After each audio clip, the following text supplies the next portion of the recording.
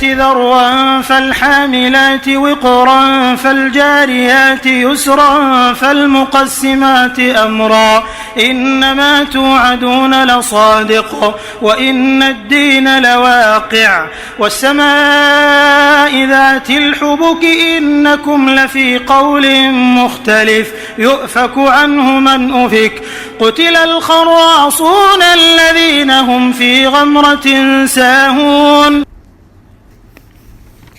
السلام علیکم عزیز طلباء و طالبات. آج کا ہمارا سبق کا موضوع ہے سورہ زاریات. پارہ ہے 26 اور آیات ہیں 1 سے لے کر 10 تک. اس صورت میں اللہ تعالیٰ نے قسمیں کھائی ہیں کہ ہواؤں کی اور ستاروں کی، فرشتوں کی، کہ وہ ہوائیں لے کر چلتی ہیں جو کہ بھاری بھرکم ہوتی ہیں، اور وہ ہوائیں لے کر چلتی ہیں جس میں بادل ہوتے ہیں، اور وہ بادلوں میں صاف ستھرا اور ہلکا پانی ہوتا ہے.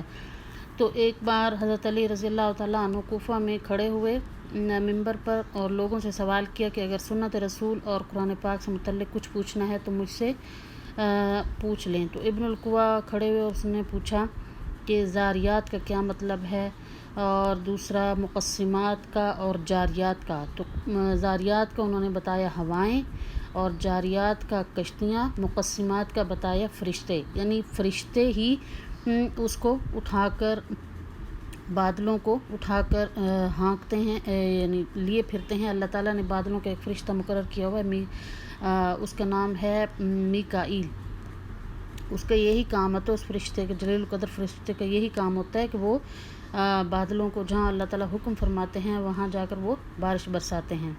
تو ان بادلوں کے اندر صاف ستھرا پانی ہوتا ہے، ہلکا پانی جو کہ ہمارے پینے کے قابل بھی استعمال ہو سکتا ہے، اور یہ ابر رحمت ہوتی ہے اللہ تعالیٰ کی طرف سے.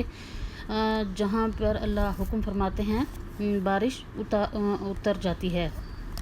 تو ایک بار حضرت عمر رضی اللہ تعالیٰ عنہ سے ایک آدمی نے سوال کیا، اس کے دل میں کچھ شک تھا. تو اس نے کہا کہ یہ زاریات اور مقسمات اور جاریات کا کیا مطلب ہے. تو حضرت عمر نے بھی یہی بیان فرمایا اور کہا کہ میں نے اللہ کے رسول صلی اللہ علیہ وآلہ وسلم سے یہی سنا تھا. تو ابن عمر نے یہی کہا کہ اس کو 100 کوڑے لگائے جائیں اور اسے کمرے میں بند رکھا جائے. کچھ عرصے تک پھر بند رکھا، پھر جب اس کے زخم ٹھیک ہوئے تو پھر نکال کے پھر دوبارہ کوڑے لگائے اور پھر دوبارہ بند کر دیا. تو کچھ عرصہ بند رہنے کے بعد اس کے جب خیالات ٹھیک ہو گئے تو پھر فرمایا کہ اب اس کو باہر نکال دو. یعنی اسے شک ہو گیا تھا کہ شاید یہ مطلب غلط ہے، یا رسول اللہ صلی اللہ علیہ وآلہ وسلم نے کچھ اور بتایا ہے اور ادھر یہ کچھ اور بتا رہے ہیں. اسی طرح ستاروں کے بارے میں بھی اس میں بتایا گیا ہے کہ ستارے جو ہیں وہ اللہ تعالیٰ کے، یعنی اللہ تعالیٰ نے انہیں آسمان پر ایک چھوٹے چھوٹے دیوں کی صورت میں سجا دیا ہے، جو کہ خوبصورتی کے ساتھ آسمان کی خوبصورتی ہے. آج کل یہ ڈسٹ پولوشن کی وجہ سے، یہ پولوشن کی وجہ سے جو ستارے نظر نہیں آتے، ورنہ پہلے رات کے وقت ستارے بہت پیارے طریقے سے چمکا کرتے تھے. تو میں نے کل بھی آپ لوگوں کو بتایا تھا ستارے 3 مقصد کے لیے ہوتے ہیں. ایک تو وہ آسمان کی خوبصورتی ہیں، دوسرا وہ راستہ بتانے کے لیے، تیسرا وہ جو جن شریر ہیں، یعنی جو شیطان جن ہیں، ان کو آگ میں، ان کو مارنے کے لیے ہوتے ہیں.